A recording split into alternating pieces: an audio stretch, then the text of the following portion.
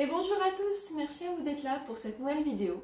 Le mois de juin venant de se terminer, il est désormais temps de vous présenter mon bilan lecture. J'ai donc fait 6 lectures et j'en ai 2 en cours également que je vous présenterai. La dernière vidéo, je vous laissais avec la présentation de ma nouvelle lecture qui était D'écume de sang de Mireille Calmel aux éditions XO. Ça a donc été ma première lecture du mois de juin. C'était une lecture commune que j'ai faite avec mon amie Manuela. C'est notre petit rituel, en fait, dès qu'il y a une nouveauté de l'auteur, on la lit ensemble. Donc dans celui-ci, l'action se déroule au XIVe siècle. On va suivre Jeanne de Belleville, qui est une jeune femme issue d'une grande famille bretonne, qui va être mariée de force à un de ses cousins. Et donc comme vous en doutez, comme c'est un mariage forcé et vraiment non consenti de sa part, elle va être assez malheureuse au début de sa vie. À côté de ça, elle a complètement flashé, elle est tombée red dingue amoureuse du fils de l'ennemi de la famille, un peu à la Roméo et Juliette, et ce coup de foudre est réciproque. Et on va voir comment ces deux personnes vont se côtoyer, se retrouver, se perdre tout au long de l'histoire. Il faut savoir que Jeanne de Belleville a réellement existé. L'auteur a pris quelques libertés avec son histoire, mais elle a quand même suivi la trame principale de cette femme qui, par vengeance, par amour, a défié le roi de France. Comment elle est passée d'une mère de famille à une pirate. Voilà, donc je vous en dis pas plus pour pas vous en révéler davantage, mais ça a été une très bonne lecture, j'ai beaucoup aimé. J'ai beaucoup aimé le personnage de Jeanne de Belleville qui, quoi qu'il arrive, se bat, essaie de tout faire pour être en adéquation avec ses idées, avec son entourage.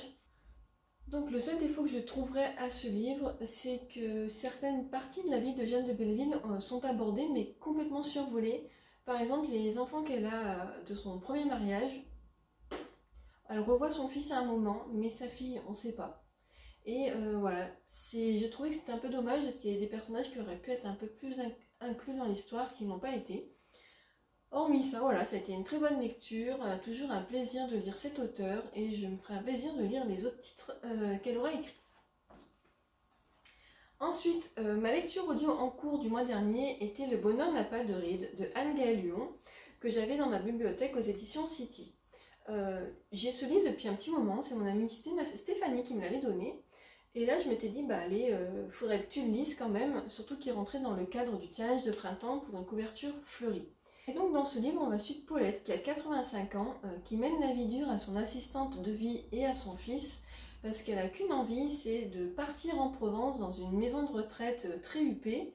Elle se sait malade, donc elle a envie de vivre ses derniers moments dans une grande maison médicale, de retraite, de repos. Mais en fait, son fils et surtout sa belle-fille, ils vont pas l'entendre comme ça, et ils vont la mettre dans une espèce d'auberge, qui n'est vraiment pas une maison de retraite, c'est une auberge, où il y a déjà des résidents de son âge qui vivent là-bas. Donc ils ont chacun leur chambre et ils mangent tous ensemble dans le restaurant de l'auberge. Donc là, une fois là-bas, Paulette n'est pas du tout satisfaite, c'était pas ce dont elle avait rêvé, et elle va mener la vie dure un peu à tous les résidents. Son principal loisir est de se faire passer pour une femme qui perd la tête, donc elle lui fait un peu tourner en bourrique. Mais une fois sur place, elle va faire de très belles rencontres qui vont lui faire changer son avis et se rendre compte qu'elle est vraiment bien entourée. Je ne vous en dis pas plus parce que c'est une très belle histoire à découvrir. J'ai beaucoup aimé la morale de ce livre qui est que il faut quand même voir autour de soi l'entourage, qu'on n'est peut-être pas forcément là où on voudrait être, mais c'est aussi très très bien. Et j'ai le petit plus du livre audio, c'est que c'est l'auteur elle-même qui le conte et elle a une très belle voix qui va très très bien avec ses personnages. Ça a vraiment été une très belle lecture. Ensuite, j'ai lu en lecture commune sur ma page Instagram le manuscrit inachevé de Franck Tillier que j'avais aux éditions Pocket. Ça fait déjà quelques temps que j'ai ce livre dans ma bibliothèque et sa particularité est qu'un client m'a révélé son dénouement il y a 3-4 ans et que j'avais toujours pas oublié. Voilà, donc et c'est une grosse partie, c'est pas toute l'explication mais c'est une grosse partie d'explication. Mais en fait, au bout d'un moment, j'en ai eu marre de me dire attendre d'avoir oublié parce que j'aurais jamais oublié en fait, vu que je voulais l'oublier. Et je me suis dit, j'ai acheté le tome 3 normalement de cette série qui est Labyrinthe. Ça serait bien que tu aies lu le manuscrit inachevé et il était 2 fois avant de lire Labyrinthe quand même pour pas être trop perdu et pour vraiment avoir toute la continuité. Donc je me suis lancée et je suis très contente de l'avoir lu. Ça a été une super lecture, ça faisait très longtemps que j'avais pas lu de roman de Franck Thilliez, ça m'avait manqué. Il a une écriture vraiment prenante et ses intrigues sont toujours très bien ficelées. Ici, on va suivre deux inspecteurs de police qui enquêtent sur un meurtre. En fait, un homme est surpris à un passage de frontière en voiture et lui, il s'arrête pas, il force le barrage et il atterrit dans le ravin et il décède. Donc là, sur place, les gendarmes constatent accident en voiture, sauf que dans le coffre de la voiture, ils retrouvent le corps d'une jeune femme mutilée. Donc c'est à ce moment-là que les deux inspecteurs vont arriver pour enquêter. Comme toujours avec Thilliez, ce n'est pas qu'une simple histoire de meurtre, c'est toujours plus compliqué. Ici, il aborde la notion de mémoire, avec un des personnages qui a une amnésie. Et voilà, ça a été très très bien, j'ai beaucoup aimé. Les personnes à qui j'ai fait la lecture commune ont également beaucoup aimé. Et voilà, j'ai rien de plus à vous dire à part que ça a été vraiment une très très bonne lecture. J'ai enchaîné après avec une enquête de Béatrice Hideclar, une insolente curiosité de Lynn Messina aux éditions Les Escales. Donc c'est un cosy mystery qui se déroule à l'ère victorienne. Derrière, il est mentionné que c'est un mélange entre Jane Austen et la chronique des Bridgerton. Et c'est vrai. Je dirais même que c'est un mélange de Jane Austen et d'Agatha Christie. On va suivre donc Béatrice Hideclar, qui est une jeune femme orpheline qui vit chez son oncle et sa tante avec son cousin et sa cousine. Elle dépend complètement de leur charité, de leur générosité. Et là, ils vont être invités à une partie de campagne chez des amis pour quelques jours.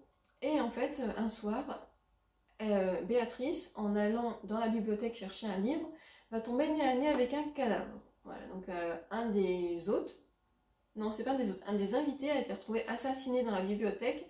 Il a été assommé à coups de chandelier. Et une fois sur place, elle va rencontrer donc dans la pièce, je sais plus son nom, le duc de Kersgrave, qui se trouve au même endroit quand elle découvre le corps. Et ils vont tous les deux mener l'enquête en fait sur cet assassinat, en expliquant au début que ce n'est pas un assassinat mais un suicide. Et on va petit à petit enquêter.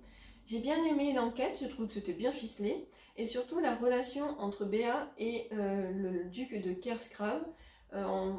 Parce que c'est un peu pince sans rire, elle l'envoie bouler, lui il lui fait des piques, et dans une ambiance quand même très courtoise de la noblesse, voilà, c'est beaucoup les apparences. Béa est souvent reprise par sa tante sur certaines convenances, et j'ai beaucoup aimé, j'ai tellement été surprise d'avoir aimé que j'ai acheté la suite. Voilà, ça a été une très très belle découverte, je vous le recommande grandement. Après avoir lu ça, j'avais envie de lire des petits livres. Comme je suis partie en vacances, j'avais amené une pile de 6 petits livres qui faisaient entre 150 et 200 pages. J'ai pas réussi à lire les 6 de cette pile, j'en ai lu 2. J'ai lu Luna de Serena Giuliano aux éditions Le Livre de Poche. Donc celui-ci, il fait 240 pages, mais ça se lit toujours très vite, Serena Giuliano. Donc on va suivre Luna qui revient à Naples parce que son père a été hospitalisé. Donc elle vient sur place, on sait que son père a été victime, est gravement malade, voilà, je ne savais plus s'il avait fait un AVC ou quoi, il est gravement malade, donc elle va le voir sur son lit à l'hôpital, et on sent que c'est très compliqué pour Luna de retourner voir son père, il y a un passif entre eux, et elle y va parce qu'il faut y aller. Donc elle va loger dans son appartement, il a un grand appartement à Naples, et elle va retrouver sa cousine, son oncle, toutes ces personnes qu'elle a laissées quelques années plus tôt, suite à un événement lié à son père. Donc elle est partie avec sa mère et elles ont quitté le papa et elles sont allées vivre à Milan. Et donc voilà, c'est une histoire de famille, de secret de famille. C'est aussi une histoire italienne. Tout le long, vous êtes en Italie avec ce livre. La nourriture italienne est très présente, ça donne constamment faim. Voilà, mais ça a été une bonne lecture détente qui a vraiment bien fait le job. Le deuxième livre que j'ai lu par rapport à sa taille qui est tout petit, il fait 180 pages. Il s'agit de Un secret de Philippe Grimbert aux éditions Le Livre de Poche. C'est un livre que j'ai acheté d'occasion à Emmaüs il y a quelques temps par rapport à mon envie de lire les classiques de la littérature globale, donc française, anglophone, etc. Et ce livre en fait pour moi partie. Donc on va suivre l'auteur qui, quand il est enfant, qui s'est inventé un frère. Comme il est seul et tout, qu'il est d'une consistance un peu gringalée, il s'est inventé un grand frère fort, robuste, qui le protège. Et au fur et à mesure de notre lecture, et lui qu'il grandit, il va se rendre compte qu'il y a un secret dans sa famille et c'est Louise, une amie de sa famille, qui va lui révéler. Ce secret est lié à la Seconde Guerre mondiale et l'auteur nous présente dans ce livre le bagage génétique qu'on peut porter de nos aïeux sans qu'on sache forcément qu'il y a eu quelque chose. Alors j'ai bien aimé l'histoire, j'ai un peu moins accroché que l'écriture de l'auteur que j'ai trouvé trop saccadée, dans le sens en fait les chapitres étaient très courts sur un texte très court, ce qui fait qu'en fait j'avais l'impression de lire vite, mais pas forcément d'assimiler tout ce qui était dit. Mais ça a quand même été une belle lecture et je suis contente de l'avoir lu. Maintenant, je vais vous présenter mes 2 lectures en cours. Pourquoi 2 lectures en cours? Parce que ceux qui me connaissent savent que je ne sais pas lire 2 livres en même temps. Tout simplement parce qu'il y a ma lecture audio. Je suis en train d'écouter Né d'aucune femme de Franck Buis aux éditions Le Livre de Poche. J'ai dû lire à peu près la moitié. Ça me plaît, par contre c'est une écriture assez exigeante, c'est très bien écrit. Je ne sais pas si c'était une bonne idée de le lire en audio, on verra bien. Mais j'aime beaucoup l'histoire de Rose, cette jeune fille de 14 ans qui a été vendue à son père par un homme riche, qui vit seule avec sa mère et sa mystérieuse femme qu'on ne voit pas, qui est malade, qui est dans une chambre. Et bien sûr, il va se passer des choses vraiment pas très reluisantes pour Rose. L'histoire commence où en fait on est dans le futur où Rose est décédée et un prêtre va récupérer ses carnets sur sa dépouille, en fait à la demande d'une infirmière, parce que Rose a fini sa vie dans un établissement spécialisé. Et en fait dans ces carnets, Rose raconte sa vie et c'est là que commence la narration où on découvre sa vie à travers ces carnets. Donc voilà, on découvre une vie quand même assez dure qui commence par une famille très pauvre, qui continue par la vente à un homme très riche qui va pas forcément bien s'occuper d'elle. Et puis voilà, donc je vous en dirai plus le mois prochain, mais je sens que ça va être quand même une lecture assez poignante. Et ma lecture papier est L'affaire Alaska Sanders de Joël Dicker aux éditions Rosie & Wolf que m'a gentiment offert mon compagnon. J'en suis à la page 163, donc c'est le chapitre 7. Alaska Sanders est une jeune femme qui a été retrouvée assassinée en 1999. Et c'est le lieutenant Gaal Wood qui a enquêté sur son meurtre. Cet homme a fait partie de la vérité sur l'affaire Ekeber, il a aussi enquêté dessus. Et donc en fait il va retrouver Marcus, qui était aussi présent dans celui-ci. Et là où j'en suis, en fait, on découvre comment Gaal Wood a enquêté sur l'affaire Alaska Sanders et comment Marcus va être amené à reparler de ce cold case. Donc c'est une bonne lecture, j'aime bien. Il y a un petit peu de longueur dans le sens où c'est beaucoup de répétitions sur certains points de l'histoire. Et un aspect que je n'avais pas remarqué dans les autres livres de l'auteur, donc je ne sais pas si c'est nouveau ou pas, c'est qu'il annonce toujours qu'il va se passer quelque chose. Et ça me dérange. En fait, il y a un moment, il nous parle d'une famille et il nous dit je ne savais pas à ce moment-là que c'était la dernière fois que je les voyais heureux, ou je ne savais pas à ce moment-là que ces personnes-là allaient voir leur vie chamboulée, ou en disant hélas ce n'était que le début de l'histoire. Voilà. Je trouve que ces phrases, elles préparent le lecteur à quelque chose, mais quand elles sont trop utilisées, c'est lourd et ça alourdit le récit. Donc je vais voir si ça se fait davantage dans la suite, mais j'aime quand même beaucoup ma lecture. Il fait 550 pages, mais il y a quand même très peu de marge. Le papier est bien amorti, donc en fait j'avance moins vite que je ne le pensais. Donc voilà pour mon bilan du mois de juin. Je suis quand même assez satisfaite, j'ai quand même fait 6 lectures, on va dire 8 avec les 2 qui sont en cours, et j'espère pouvoir en lire encore autant cet été. Mon but challenge de lecture était que sur l'année je lise 100 livres. Celui-ci est ma 50e lecture, donc je suis contente parce que je m'étais dit début juillet ça serait bien que tu aies fait au moins la moitié. J'aurais aimé prendre un peu d'avance parce que la fin d'année est souvent un peu compliquée avec le travail, mais voilà, je ne peux pas lire plus vite que la musique. Je suis déjà contente d'avoir lu tout ça. Vous, qu'avez-vous lu de beau au mois de juin? Avez-vous déjà lu certains des livres que je viens de vous présenter? Sur ce, je vous remercie d'avoir regardé cette vidéo et je vous dis à très bientôt.